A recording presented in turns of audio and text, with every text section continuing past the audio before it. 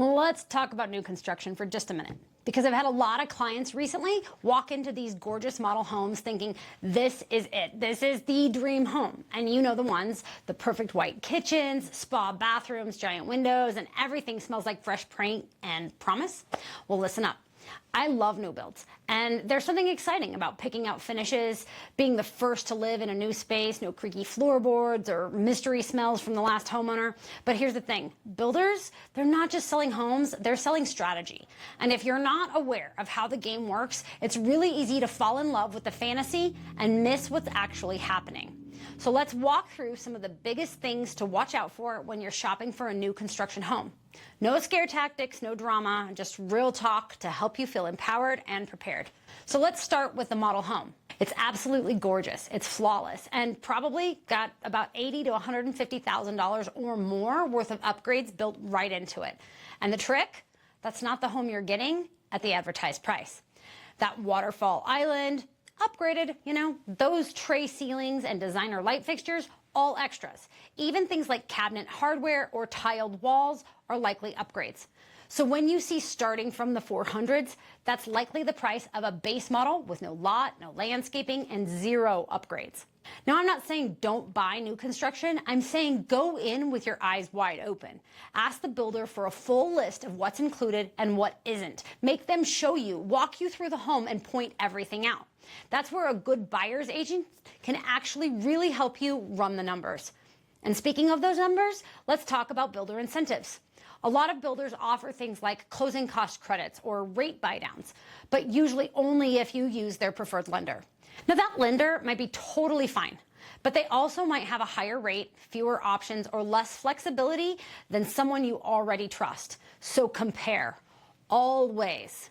Run the numbers with your own lender and with someone who's only focused on what's best for you and not the builder. And here's a big one people miss. The person selling you the house at the builder's office, they don't represent you. They work for the builder. They're friendly, helpful, knowledgeable, but at the end of the day, they're there to protect the builder's interests and not yours. So this is basically like buying a for sale by owner home with no one on your side unless you bring in your own agent from the very beginning. Why wouldn't you want to have someone looking out for you? So let's shift outside for just a second. That beautiful backyard in the model home, well, probably not included. In fact, many new builds, you're getting just dirt back there. No grass, no fence. And depending upon your HOA, there might be rules about what kind of fence you can install or even when and what type of landscaping needs to be installed. It's also worth asking if landscaping is included in the front yard or not, because it varies from builder to builder and community to community. And what about appliances? Well, here's something a lot of people don't expect. A lot of new homes do not include a refrigerator or washer and dryer.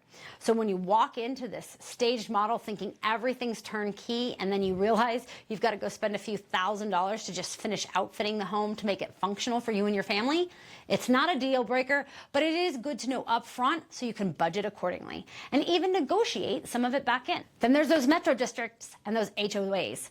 A lot of new construction communities have these, and they can seriously impact your monthly payment.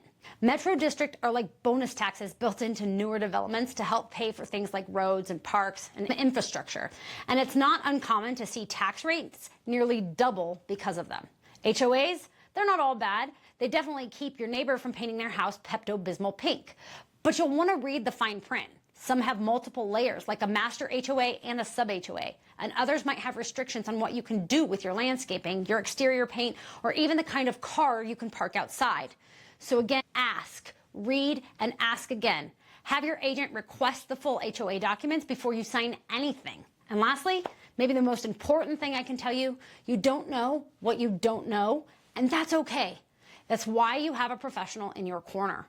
Because builders are in the business of making everything feel easy and exciting, which is wonderful, but it's still a major investment. And you deserve to make those decisions from a place of clarity and not pressure.